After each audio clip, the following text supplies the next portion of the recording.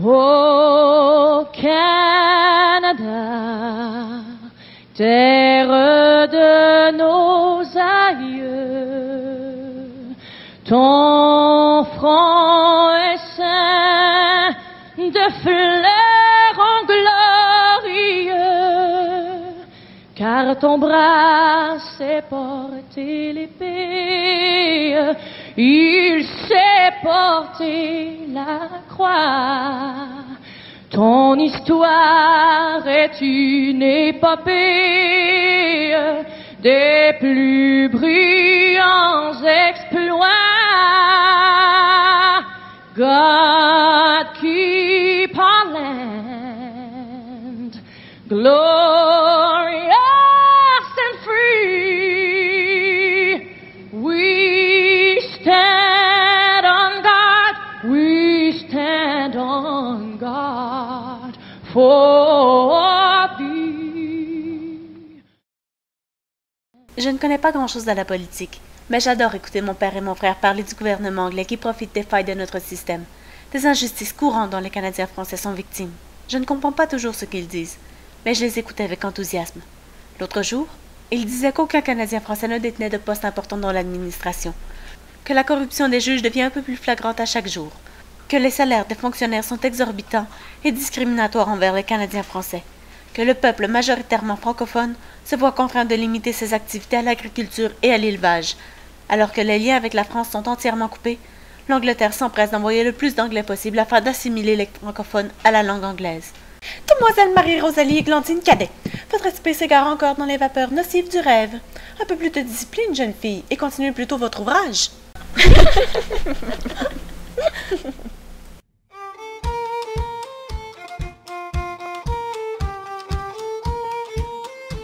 L'Angleterre et le Conseil législatif ne peuvent se moquer plus longtemps de notre Chambre d'Assemblée. Non, cela ne peut plus continuer ainsi. Que se passe-t-il? Chère Rosalie, ne t'inquiète pas avec ça. Suis-moi dans mon bureau, Julien.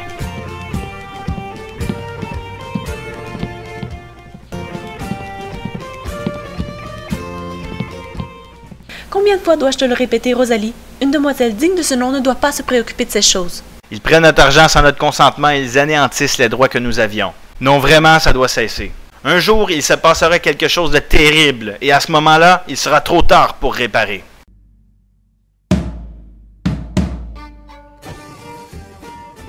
Il fait un temps splendide aujourd'hui. La journée idéale pour aller rendre visite à nos amis les Hubert à Saint-Denis. Qu'en penses-tu, Elisabeth? C'est une merveilleuse idée.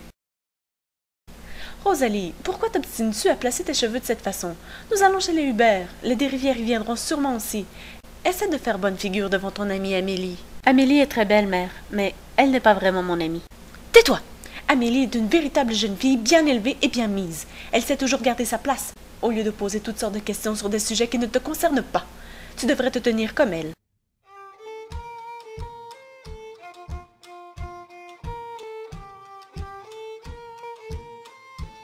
Bonsoir, monsieur Hubert. Bonjour, Rosalie. Heureux de te voir aujourd'hui. Amélie est en haut. Tu peux aller la rejoindre. Merci. Rosalie embellit de plus en plus en grandissant. N'êtes-vous pas de mon avis? Hélas, si seulement elle pouvait se tenir un peu plus comme Amélie. Elle aurait sans doute un prétendant. Bonjour, Amélie. Rosalie, comment vas-tu? Bien, merci. Alors dis-moi, combien de garçons t'ont tourné autour ces temps-ci? Je ne me préoccupe pas de ces choses-là. Ne me dis pas que tu penses encore à ces futilités comme la politique. Ces choses nous concernent autant nous que les garçons. Tu devrais t'y intéresser toi aussi. Quand on a des prétendants, on n'a que faire de ces choses. Tu sais que plusieurs garçons me courtisent depuis déjà un certain temps. Et toi? Ça viendra bien. Bien sûr que ça viendra. Ce n'est pas si laid que cela. Pourtant, si tu changeais cet horrible chignon pour des boucles et des boudins, tu serais même presque belle. Mademoiselle, que diriez-vous d'une promenade en ville? Quelle bonne idée! Nous pourrions passer par le marché. J'y ai vu un collier que je n'arrive pas à oublier. Viens, Sorette, ça va aller, tu verras.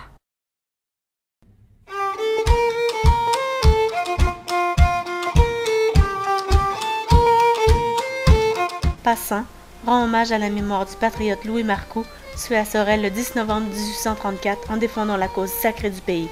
Âgé de 36 ans, ses dernières paroles furent « Vive la patrie ». Qui est cet homme? On a élevé ce monument en juin dernier, à la mémoire d'un homme qui est mort durant les élections de 1834.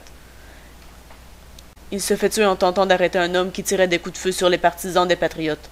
Cet homme voulait ainsi leur faire peur et les empêcher de voter pour que le bureaucrate soit élu. Vous savez, je ne connais pas grand-chose à la politique, mais je serais bien contente si vous vouliez m'expliquer. Parlons d'abord des 92 résolutions de 1834. C'est Louis-Joseph Papineau qui en est le maître d'œuvre. Ces résolutions demandent au gouvernement britannique des réformes à tous les points de vue, entre autres sur le système judiciaire, sur les concessions des terres, sur la répartition des emplois gouvernementaux, sur les élections, sur les droits des gouverneurs, sur nos droits et la langue française, etc. Croyez-vous reconnaître le pays après leur réalisation? En effet, c'est un pays neuf que nous allons bâtir. Ces bureaucrates sont de véritables choyens. Choyens? Lors d'une élection, il y a deux partis en présence. Les patriotes, qui ont à cœur les intérêts du peuple, s'opposent à un rassemblement qui comprend d'abord les Anglais, puis les constitutionnels, qui veulent changer la Constitution en douceur, puis les bureaucrates, qui travaillent pour le gouvernement ou qui l'appuient par intérêt ou stupidité, et ceux que l'on nomme couramment les choyens. Ce terme veut dire lâche ou froussard. C'est une insulte des plus méprisantes de se faire traiter de choyen. Rosalie, Mais où étais-tu? Il y a déjà un bon moment que nous sommes revenus. j'étais avec François, Isidore et Julien. Vraiment? Oh, mais je connais ce regard radieux. Toi, tu as reçu des avances. Je ne comprends vraiment pas de quoi tu parles. Ils ne m'ont rien dit de tel. Allons, Rosalie, tu ne peux pas me cacher ça à moi. Non, vraiment, ils ne m'ont rien dit de tel.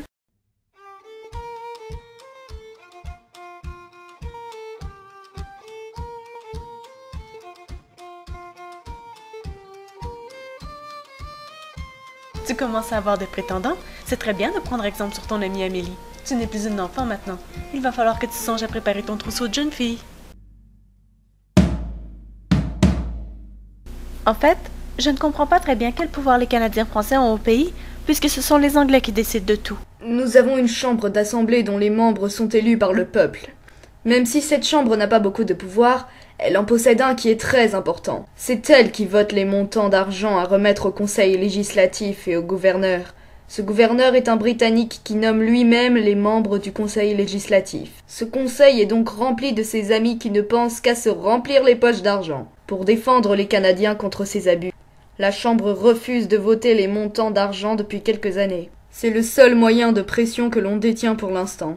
Les Anglais vont finir par céder et nous accorder ce que nous demandons depuis nos 92 résolutions. Ce jour-là, les Canadiens dirigeront et gouverneront eux-mêmes le pays. Le Canada ne sera plus une simple colonie britannique, mais un vrai pays. Voici le plan que propose le Parti patriote. Il faudrait boycotter tous les produits anglais d'importation pour priver le gouvernement de ses droits de douane. Les gens devraient s'habiller de vêtements fabriqués à partir d'étoffes du pays. Il ne faudrait boire que des boissons produites au pays. Il faudrait punir les bureaucrates qui ont fait perdre leur emploi à des ouvriers patriotes, en évitant d'acheter quoi que ce soit chez les marchands bureaucrates. Tout cela ne sont que des balivernes. Nous avons tout ce qu'il nous faut ici. Les jeunes de nos jours s'enflent la tête bien inutilement. Vous courez au-devant d'ennui. Monsieur Cadet, puis-je avoir un entretien avec vous, je vous prie? Bien sûr, Isidore. Suis-moi au salon. Alors, de quoi retourne-t-il? Votre famille et la mienne sommes en amitié depuis fort longtemps, du temps que Thomas était vivant. Lui et moi étions toujours ensemble. Aujourd'hui, je retrouve en Julien tout ce qui me plaisait tant chez son frère aîné. Dernièrement, j'ai découvert une autre raison d'aimer votre famille. Je veux parler de votre fille, Rosalie.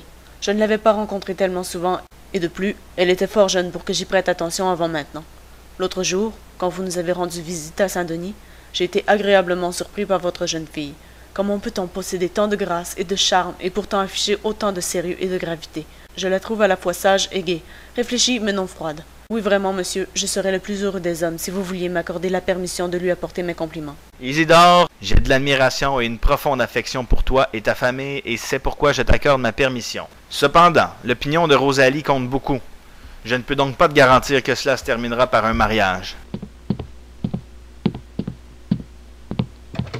Rosalie, j'ai à te parler un instant. De quoi s'agit-il? Isidore m'a demandé un entretien hier. Il m'a fait part de son affection pour toi. Son affection pour moi? Je crois qu'il éprouve pour toi des sentiments forts et sincères. Alors, qu'en penses-tu? Je ferai comme il vous plaira, père. Mère doit être contente. Ce qui est important, c'est que toi, tu sois contente, mon enfant. L'es-tu? Je ne sais pas. Vraiment, je ne peux pas dire. Je trouve Isidore très gentil, mais je n'avais jamais pensé qu'il veuille m'épouser. Prends ton temps, mon enfant. Il n'y a rien qui presse. Je ne prendrai pas de décision sans que tu m'en parles d'abord.